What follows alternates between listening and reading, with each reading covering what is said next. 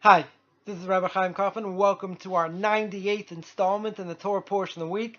We're holding by Parshas Ki Savo, and Parshas Ki Savo in the book of Deuteronomy, famous parsha because it goes through many verses, tremendous amount of verses about the klalis, about the curses that the Jewish people don't do what they're supposed to do. They're going to go through and have these curses applied to them. Unfortunately, many of them certainly have come true throughout history. It talks about the first fruits as well, that there was an obligation to bring to the Holy Temple in Jerusalem.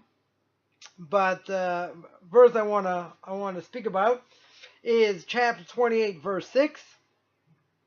And chapter 28, verse 6 says, "Blessed shall you be when you come in. Blessed shall you be when you go out. And the Lord shall cause your enemies to rise up against you. They should be smitten before your face. Should come out against you one way, flee before them 7 ways." Again, it goes into all the clothes, all the curses that the Jewish people were going to get. Right? So over here it's interesting. It says, "Blessed are you when you come in, and blessed are you when you go out." What is this a reference to? So Rashi says that when you go out of the world, meaning when you die, you should go out without sin, just like you came into the world.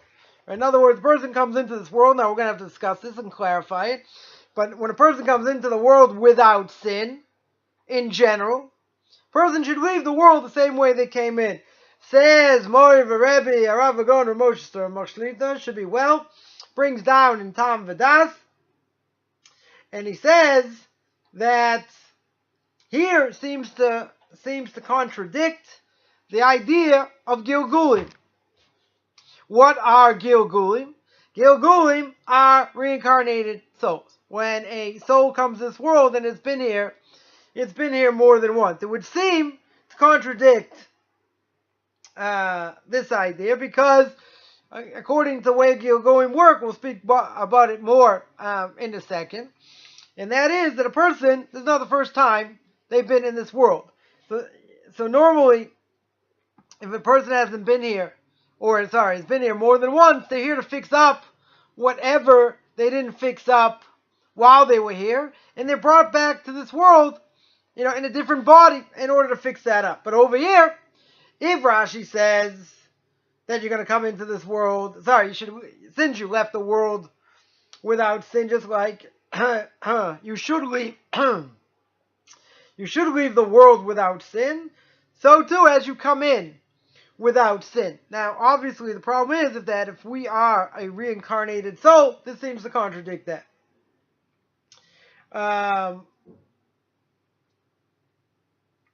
So many Gaonim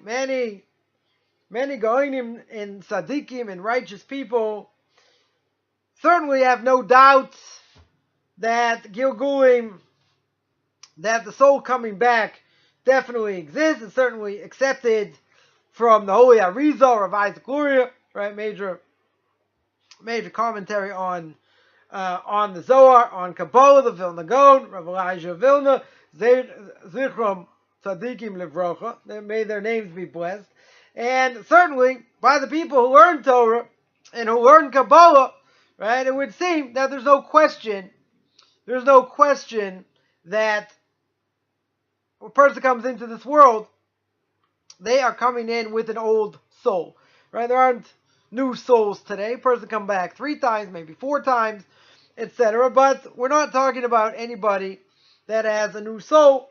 And in any case, as Maravier points out, it's already proven and clear in many different places, etc. So even though as Rashi says that you should leave the world without sin, right? We don't have a hint over here that's denying that it's denying Gilgulim, that's denying reincarnation, right? Because the intention is that a person should come into this world without sin, that the purpose of the soul going into the body is in order to sanctify it, to purify it from any blemish. And this body is going to go up spiritually in order to fix up whatever blemishes it has. And therefore, it's going to be the body will be free of any sin. So it's only because of that it's so important that it goes into the body without sin. Right? That's what we're talking about. That it should leave without sin as well. So I want to harp for a little bit, or probably the majority here, and that is, what is this idea of Gilgul? What is this idea of reincarnation? So I'll tell the following story. When I was interviewing for a job to be a rabbi of a congregation in the States, so I spoke at a Jewish community center. And when I spoke at the Jewish community center, I spoke about the topic of reincarnation. Now, when I got up to speak, the first thing I said was, I just want everyone to know that reincarnation is a Jewish concept. And on that, 3 people fainted. Right? We had to bring them back to life. And they're like, people were totally shocked. Like, really? Is reincarnation really a Jewish concept? So, I thought it was, a Buddhist concept, or, other religions that bring in this idea of reincarnation. So, first of all, these other religions came later. All right, Judaism is much older than these other religions, so they certainly couldn't have got it from themselves. Right? Obviously, since we came first, most likely they got it from us. So that being said, what is this whole idea?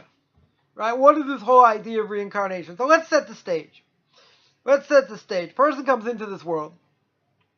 God breathes in the spirit of life, as is brought down beginning of the book of Genesis.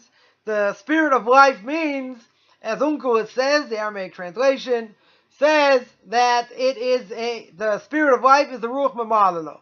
The Ruach Mamalalo means gives us the ability to speak. Now, the ability to speak, animals also have the ability to speak, but animals, right, as I've mentioned many times, animals are only programmed DNA. Right? Mankind has Bechira. They have free choice. They can either make the right choice, or, God forbid, they can make the wrong choice. In either case, the soul is going to be put into the body. Now, as the Ramchal says, Ramosh Chaim Musata brings down in Derech Hashem, in the way of God, which, incidentally, I give a class on once a week, every Tuesday night, 9 o'clock at night, New York time, that the Ramchal says that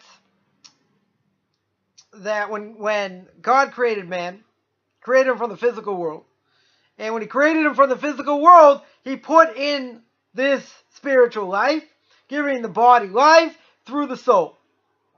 Now, the soul comes from underneath God's heavenly throne, right? What we call the Kisei HaKavod, whatever that means. So when God puts the soul in the body, so to speak, so the soul has a tremendous opportunity. And the soul has a tremendous opportunity because it's coming from the spiritual world, totally powerful spiritually. Really, when it should go in the body, it should be so powerful that it should explode the body. Right? The only problem is the body comes from the physical earth. And the fact that the body comes from the physical earth, that means that the soul is encased in the body. The soul being encased means it's trapped. It cannot shine the way it normally should. And again, because it's in a physical body.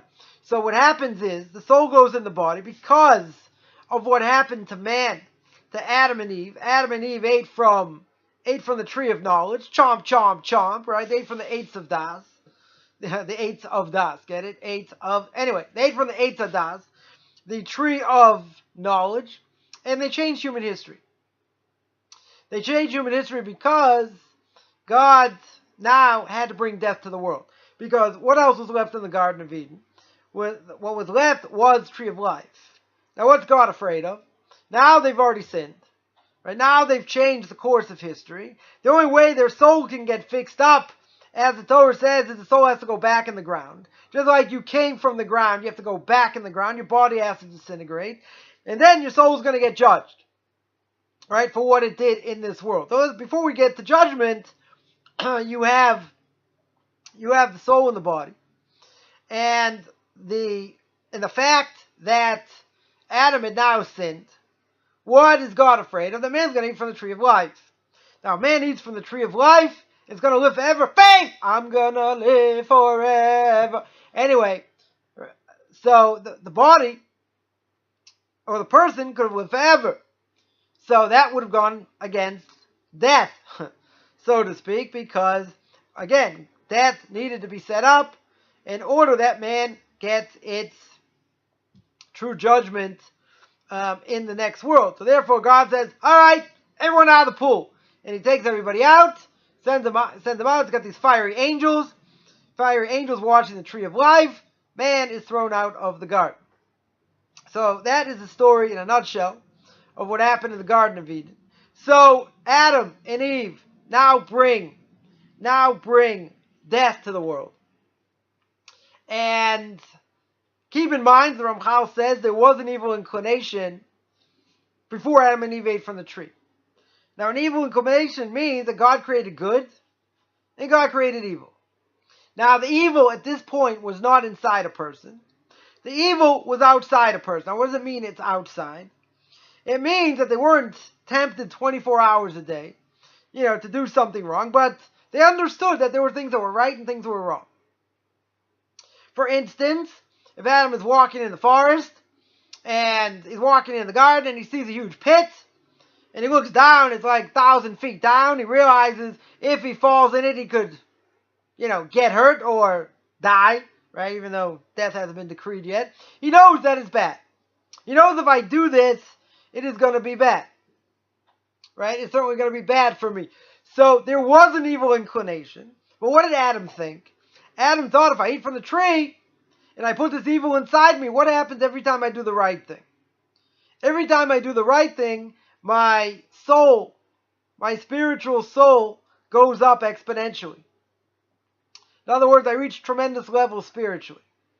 If I do the wrong thing, so I debase my body and my soul. So God put in the world this constant struggle. There's going to be this constant struggle between good and evil. So therefore, the body is going to try and go after the physical, because one aspect of the soul is a person's soul, and everybody has the same aspect in this case, is the animalistic side. Animals have it, that's the only part of the soul they have. So when they die, my language, animal goes poof, right? Nothing happens. They die. No Olam Haba, no next world, no nothing. No passcode, don't collect 200. It's game over. Every human, Jew and non-Jew, have an animalistic side as well. So therefore, the body, or that aspect of the soul, can have tremendous effect on the body. So what that means is, it can cause the body to go astray and only go after the physical. So God made a sort of checks and balances. What's the checks and balances? Checks and balances is that if you only go after the body, then what happens? The spiritual side gets weaker. If the spiritual side gets stronger, it means it's got power over the body. So this constant struggle which lasts forever, till a person dies. There's always going to be this struggle between body and soul. So now, God puts man into the world. Since God puts man into the world, it's pretty clear that it's not going to be for the sake of man. In other words, it's not going to be for the sake of God.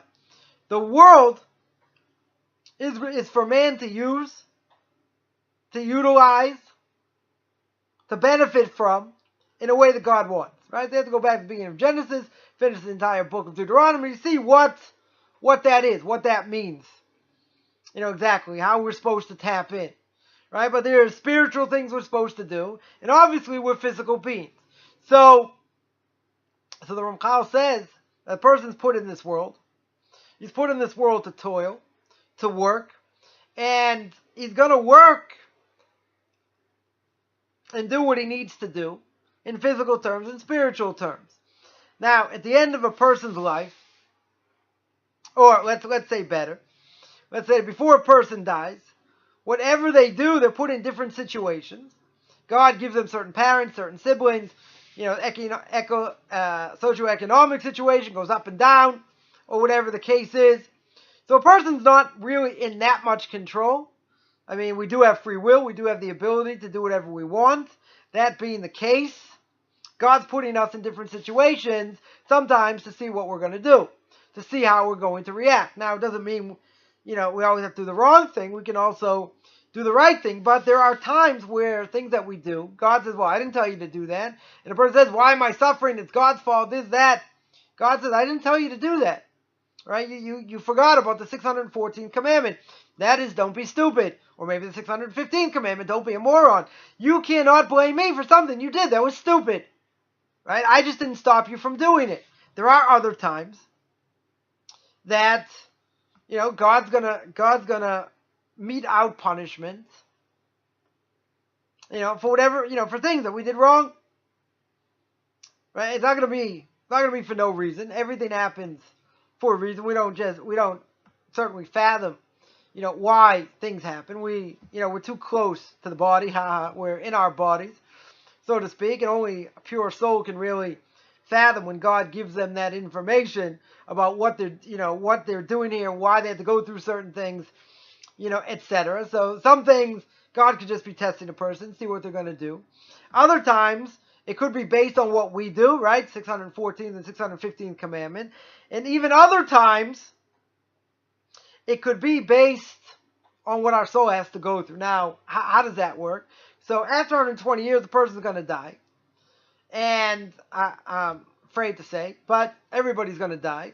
And when a person dies, what's the first thing that happens? First thing that happens is they see the light flash before their eyes. They see everything they've done in this world. By seeing everything they've done in this world, what do they realize? They realize, wow, everything's recorded, right? Just like we're recording this video. Everything's recorded. And then we see a second movie, the Zohar says. The second movie is what our potential was. And why we were put in certain situations, what we should have done, what we could have done, and really what we did. So then, God is going to take all that into account. He's going to tally the score. All the angels that saw him do whatever he did, they're going to give evidence. Right? We have two recording angels, even though we don't see them. Say, hi, Mom, right? We don't see them. Nonetheless, they are recording what we're doing on a daily basis, second by second, minute by minute, etc. So when these things flash before, when our life flashed before our eyes, this is what they're seeing. Right? This is what we're seeing in the movie that they made, that these angels made. Now, that being the case, there are some sins that a person does that are going to be more severe, some will be less severe, and God's not going to do judgment until he sees everything the person's done. So therefore, when all's said and done, there's going to be judgment. Right? There's going to be reward and punishment. God's going to take everything into account. What the person did, when they did it, where they were holding, where they're holding spiritual, and all that. So, however God judges it, he's going to judge it. If a person merits it, and he's got, many more good things than sins, he goes straight into Gan Eden. If he's a tzaddik, if he's truly righteous, no problem. He goes straight into paradise. He doesn't have to suffer. Everybody else, we're sort of in the middle, and God's gonna judge whatever we've done. And it's gonna be a certain time period, 11 months or possibly 12 months. Person's gonna go to hell. They're gonna go to hell. Hey, say you go to hell. No, everybody's gonna go to hell in order to fix up their soul. It's a cleansing process, right? Sort of a purification process. Hopefully, there's something left of us after this purification process. And if there's something left of us, all things being equal, we go into paradise. We wait for Olam Haba, wait for the next world. We wait for Tchiyas HaMesim, resurrection of the dead as well. Now, exactly when that is, between that and Olam Haba is a whole discussion, right? It's not for now. So going to hell is a benefit. I'm not gonna say it's a bonus; it's a benefit because it purifies the soul. Now, what happens if, for whatever reason, the soul can't get fully purified? And cannot go into Gan Eden. So it could be there will be times that soul will come back in this world. Now, the soul, when it comes back in this world, shouldn't remember, at least according to Kabbalah. I forget about super hypnosis, but according to Kabbalah, a soul should not remember what it's doing in this world. Every person has potential that they have to reach, and only that person can reach that potential. Could be other people maybe able to help them or whatever, but each person's their own, is a messenger. Has their own thing that they have to do in this world. So that being the case, so it's tremendous responsibility what they have to do, even though we don't really know. So as I've heard many rabbis say, certainly much greater than me, they say, well, how do I know what I'm doing here? Right? It's an obvious question. So the answer that, think about the thing that is the hardest thing for you to do. Like, you would rather eat glass, or like slit your wrists, or I don't know, stick glass in your eyes or whatever, God forbid, rather than do this thing. So most likely, again, not proven by any stretch, but most likely that is probably the reason you're here, right? Something that is so difficult for you to do, could be that's what you're here for. Again, it's not foolproof, not saying that is the reason, but it definitely could be. In either case, God is going to send the soul back, back to this world in order that it gets another chance to reach perfection. I mean, the only problem is it doesn't know what it's doing here, because the soul doesn't remember.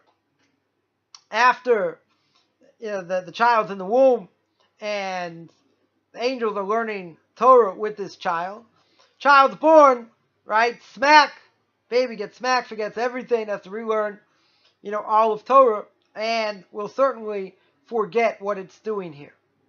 So nobody really knows their potential, right? I gave this talk once to about 18, 19-year-old guys, and I was talking about reaching potential, and one of the guys says, well, how do I know what my potential is?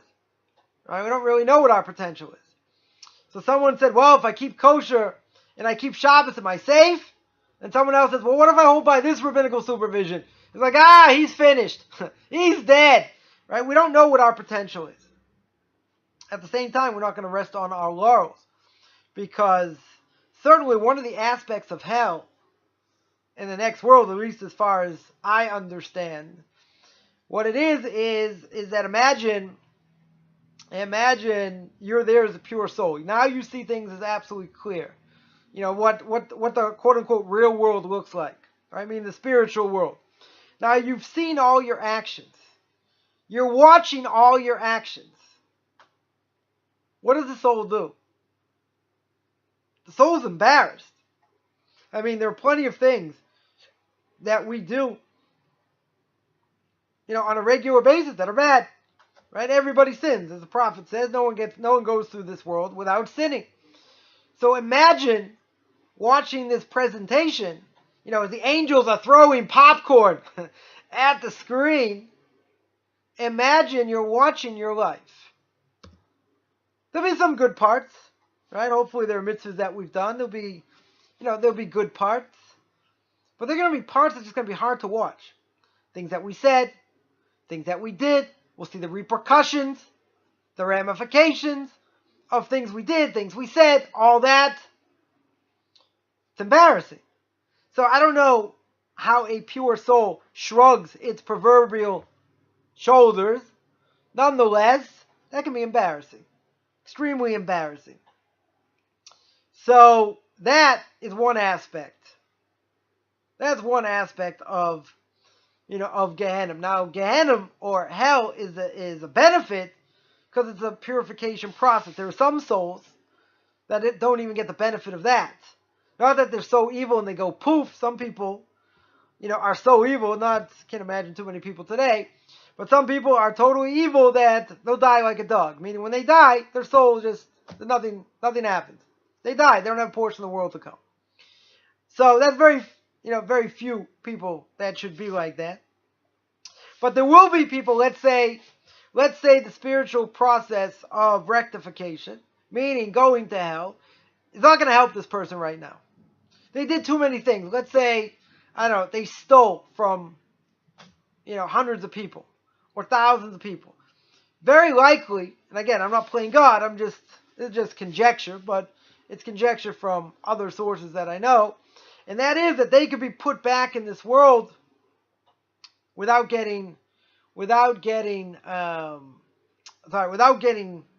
judged and going to Gehenna and going to hell.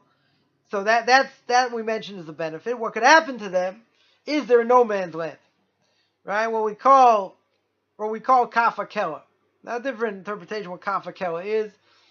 Some explain it as like a person being slingshot from one end of the universe to the other, back and forth, until something happens, maybe with their offspring or whatever, that they're actually able to go through this rectification process in hell. Sometimes what will happen is that they're going to be running away from Malchei Kabbalah. They're going to be running away from these angels of destruction that want to rip this soul to shreds. So what it does is it comes back to this world, no one really sees it, comes back to this world trying to fix up the things that it did in order to get judgment. So there are a number of stories of, let's say someone committed suicide. There are stories of that person going through the same death over and over and over again until it is able to get judged or whatever. There are stories where someone's driving down, this dark road. All of a sudden they see an image. They stop short, but they've already, it sounds like they've run over it and run over a person. Terribly horrified. They walk out, look underneath the car. There's nobody there. So, in that case, which I've heard this story a few times, right? A soul can come back and just go through it over and over and over again, right? Go through the pain of what it went through. Until at some point God stops it, stops this from happening in order that, it can get properly judged. Someone who was totally evil, let's say Titus, Talmud says that when he died, he said to burn his body, and take the ashes and spread it over the 7 seas, so God couldn't judge him. So what does God do every day? Takes his ashes, put them back together, put him as a person, burns them again. Right? Does it every single day.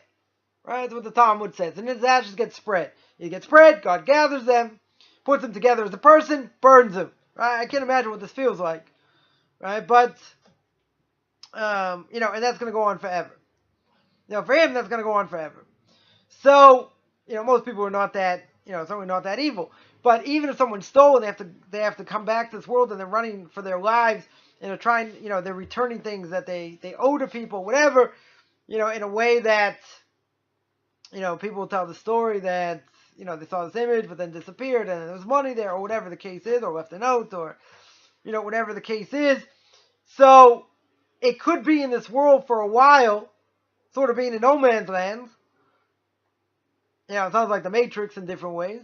But could be in no man's land in order to do what it needs to do just so it can get judged and, get to the rectification process in Gehenna in order that it should have a place in the world to come.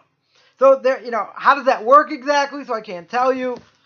But, it is something that's been, brought down. It's brought down in a number of places. Be that as it may, it's a real powerful thing here. So, a soul can be in this world, and if it doesn't reach its potential, so what we're saying over here is, if the soul doesn't reach its potential, then it can come back. Now, the issue with this is that most likely our souls have been here before. Certainly been here before. Some say a soul can be here 3 times. Some say a soul can be here 4 times. That being the case, it's probably the last Torah for the soul. So if that's true, then this is the last shot in order for it, try and reach its, whatever its potential is. So it's not going to get it next time. It's not gonna get, well, let's bring it back to this world, let it go through this world again, and let's roll the dice and see if in a new body the soul is gonna reach its potential. Maybe yes, maybe no, but at the end of the day, what's gonna be? It's not coming back, right? Again, as far as I know, once a person dies, that's it. The soul's on its last leg. It's not coming back. So we want to try in this world, to the best of our ability, help it reach its final, and its full potential. So you're going to say, well, how do I do that? I don't even know what my potential is. Well, we know what our strengths are. Most people certainly know, where their strengths lie, and certainly where their weaknesses are. Right? So we have to always, work on our weaknesses, try and make them stronger, not make them weaker, but make them actually stronger in the sense that, be able to overcome them, etc. But the Torah is our blueprint. The Torah tells us what's right. The Torah tells us what's wrong. If you look at the Rambam, first principle of faith, of the 13 principles, is that God is absolute. God is absolute, he doesn't change. Later down the line, Rambam says God has power to reward and punish. But it's because God is absolute. It's not fickle. It's not moral relativism. It's not like if I'm okay, you're okay, we'll do what we want. Doesn't matter, right? Everything's relative, right? Totally not true. So there's reward and punishment. There are repercussions. There are ramifications in a million ways which we probably can't even imagine. Nonetheless, we live in this world. God gave us a blueprint. Blueprint is called the Torah. So, for a Jew and a non-Jew, they have obligations. They have obligations what they have to do. How God's going to judge it, again, is going to be up to him. He's going to judge it from where we came from, what we did, where we were holding. He's going to take all these things into effect. And then he'll judge it, as he does. So, we're not here in this world for very long. Some here for a shorter amount of time. Some here a longer amount of time. And there are some people that are not interested in doing the right thing. So what God does is, for the few mitzvahs that they do, what he'll do is he'll give them plenty of money. They won't have to pray. They won't, nothing will go wrong in their life. But they won't have a portion of the world to come. He'll give them everything in this world so he can cut them off from the world to come. You tell me that every Jew has a portion of the world to come? Not true. I mean, that is true to a point, and then the Talmud goes on to discuss who can lose their portion. Right? It's hard to imagine today that people are so evil that they would lose their portion of the world to come, but, a person always has to be careful that, if things are going very well in their life, they're very successful, whatever, a person has to have in the back of my mind, maybe I'm getting merit in this world. Maybe I'm going to get spiritually cut off. So, we have to do the best we have, the best we can. And the best we can means putting our best effort in. Every day, we have to take stock of what we do, not just the month of Elul, right? The month of Elul before Rosh Hashanah, right? Or a few weeks before Rosh Hashanah. So, we have to do, everything to the best of our ability on a daily basis. If I failed today, then tomorrow is going to be a better day. If I fail tomorrow, next day. But you have to realize, you have to make an effort. You got to try. God wants you to make the effort. Even if you fail, at least you made the effort. Most people today not even interested in making the effort. They'll say, it's too hard, it's too this, it's too that. Even the religious people, look, they don't even do what you're supposed to do, so I'm not even going to bother, right? That's a cop-out. Right? That is one total cop-out. So,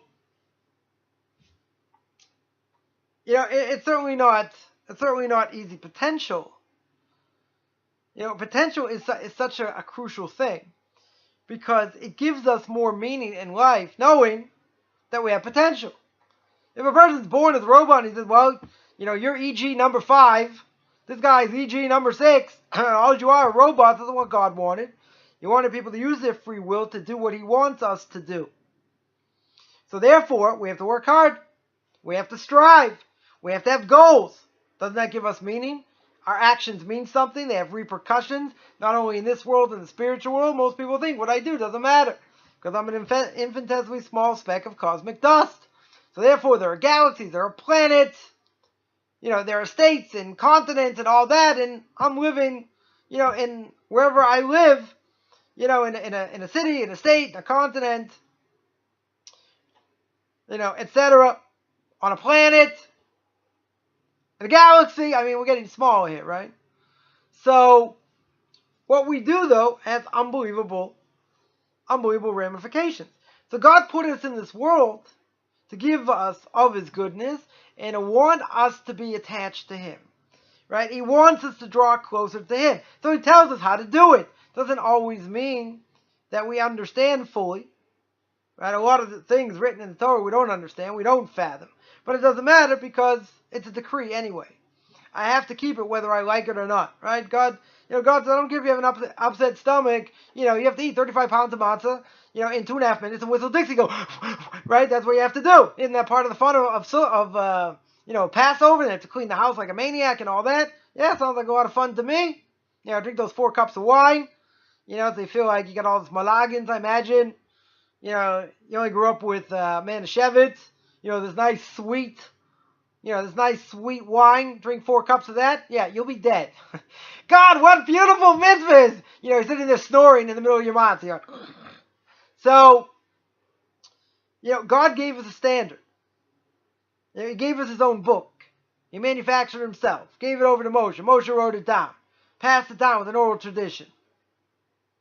So we have to do the best of our ability every single day. Doesn't matter whether we're tired, whether we're not tired, things are better, things are worse. We have to do what we need to do. Like my Rebbe always says, it's like you're in the army. Get 2 hours of sleep, get 4 hours of sleep, whatever it is. You got to be ready to serve God. Got to wake up early, got to go pray, all you men out there. Right? You got to get up and pray. You like it, you don't like it, doesn't matter. Right? But you have to have meaning in it. You can't just be doing it because I'm afraid if I don't do it, I'm going to fry in hell forever. Yeah, that's a Christian thing. Right? God is not that cruel, but we have to enjoy what we do. We have to love. We have to love what we do. Loving what we do means we have to put our full effort in.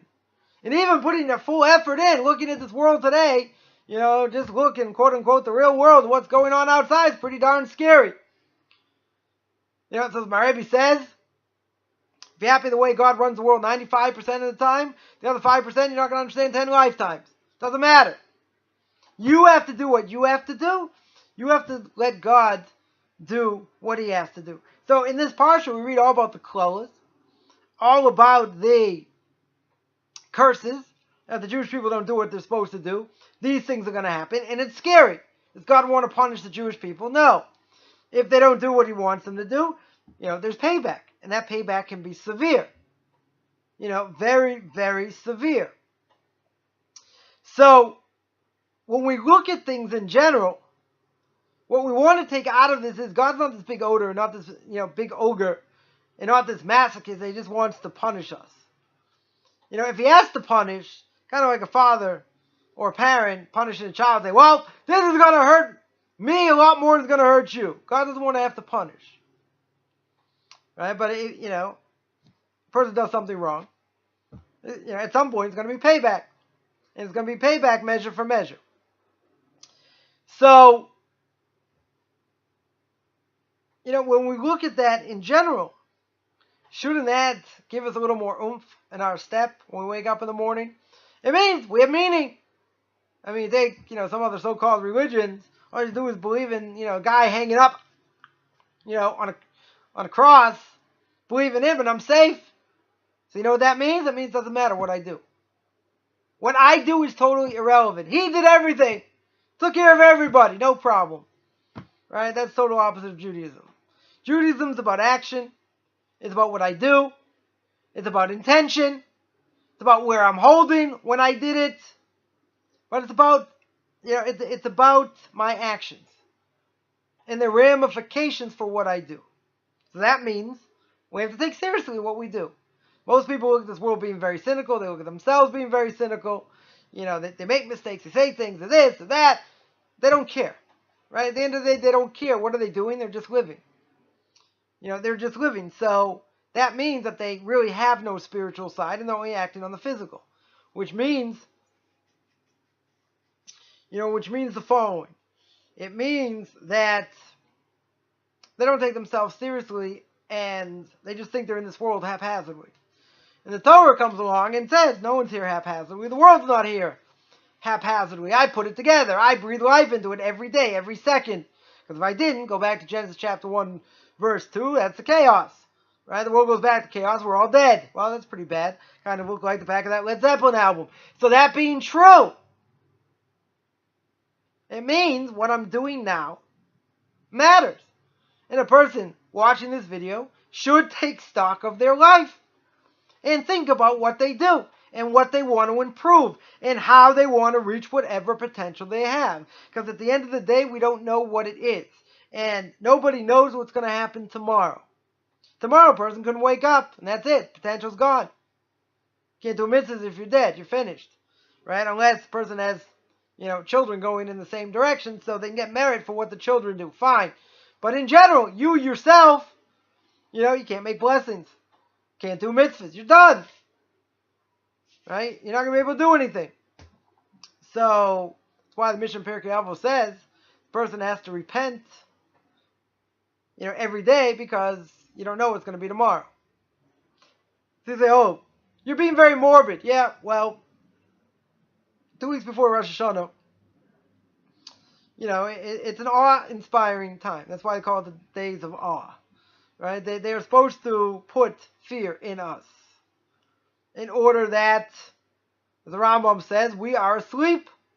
And the fact that we are asleep, we blow the shofar to wake us up.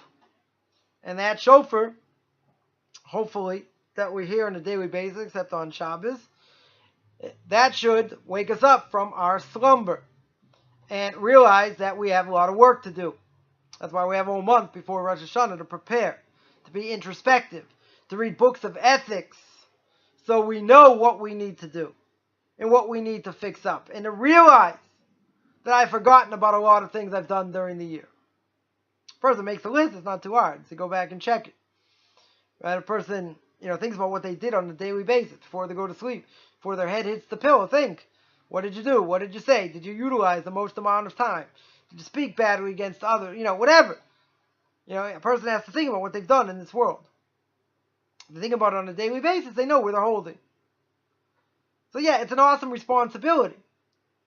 At the same time, this makes us have to and want to take stock of what we do, because nobody wants to be the same. Anyone who just says, "Oh, I'm happy being mediocre," that's what God wants. Right? He wants you to strive. He wants you to reach higher spiritual levels. Didn't say it's going to be easy. When we pass one level, then we get knocked down. The trials become more difficult. So, we have to, a person has to work hard, tremendously hard during one's life. And nobody says it's because someone's religious. If they're an Orthodox Jew or they're a Noahide, doing what God wants, God doesn't say, well, if you do what I want, everything's going to be great. Doesn't say that. He says this is what you're supposed to do. Doesn't mean you're not going to have trials and tribulations. It doesn't mean, you get a free pass and it's free lunch and God's going to roll out the red carpet. But at the same time, does it give us meaning? Is it something that's meaningful? People say, oh, you're totally restricted. You can't do this, you can't do that. Shabbos, this is forbidden, that's forbidden. I'm much more freer, blah, blah, blah. So you look at the freeness of people in the world. Are they happier? Let's say, they make their own choices. They have wealth. Or maybe if they don't, whatever. But are they happier? So majority of people will say, no. They're leading miserable lives because they have no meaning. They say, wow, you live this crazy life. You can't do this, you can't do that. And you and your kids look much happier than I'll ever be. Right? Kind of bugs you, doesn't it? Like, nah. Why should that be? Because we have meaning. Every day has meaning. Prepare for Shabbos, tremendous meaning. You have the holidays, even more. Right? We have what to get up for, no matter whether God makes our lives difficult or easier. Doesn't matter. We have meaning. Meaning is crucial. People need meaning in order to do things in life. And if they don't have meaning, life's a disaster. Again, it doesn't matter how much money or power or fame. It's all meaningless. And if it's all meaningless, they're just going through the facade. They'll take fantasy. They'll say, fine, I'll live fantasy. But they're miserable. Now, which again, it's kind of funny because someone looking at my life would say, wow, you're restricted in this and that, and they're miserable. Kids say I'm, singing and dancing every day, but I'm so happy I'm on one side and not the other. Seeing both worlds, all things being equal. Secular world doesn't have anything, can't hold a candle to the Torah world. When it comes to meaning and understanding of life, no question about that. Certainly no question about that. So, again, we don't really understand a lot of things we see, and a lot that goes on, and there's a lot of tragedy, and a lot of people that are sick, and all that. True. But find me a better system. Find me a better system that encompasses all life, meaning a person's entire life, from when they're born to when they die, that has more meaning, than anything else. Find me something else that is all-encompassing, like Torah is and has more meaning. And you can pass it down to the next generation. Right? Someone wants to do that, I put out the challenge. Send me a system that works, and it works consistently, and I'll go through the system. I'll see it. I'll see if it's true. I don't think you're going to find it. Right? I mean, actually, it's not true. I know you're not going to find it. There is nothing, more meaningful, than in, this type of lifestyle. Easy? Notice that it's easy. Right. Meaning? Yeah. Tremendous meaning of life. I just want to remind people I made a course called Discovery of Biblical Path, and that is for anyone coming out of Christianity or out of idolatry, or whatever idolatry. It's for anyone who wants to make a choice, either being a Noahide or conversion. So I go through what it means to be a Jew, through some of the holidays, etc., what it means to be a Noahide, issues you may have with family or friends, how to find a rabbi, how to find a community. There are 7 interviews with people in the process of conversion or finished conversion, and people who didn't convert or didn't want to convert and stayed as Noahides. That you can find on my Facebook fan page, Beyond Orthodox Conversion Judaism, and Beyond Noahides, on my blog at orthodoxconversion.com. I also I have 2 question and answer sessions, usually during the week, Tuesday and Thursday. Tuesday, 10 in the morning, New York time. Thursday, 2 o'clock in the afternoon, New York time. That's open for the public. Anyone wants to come, more than welcome to come. I also offer conversion classes and Noahide classes as well. You can check out everything I mentioned before. And anyone who wants to contact me, feel free. You can contact me at rabbichaimkaufman@gmail.com, RABBICHAIMCOFFMAN @gmail.com. Wishing everyone a great Shabbos.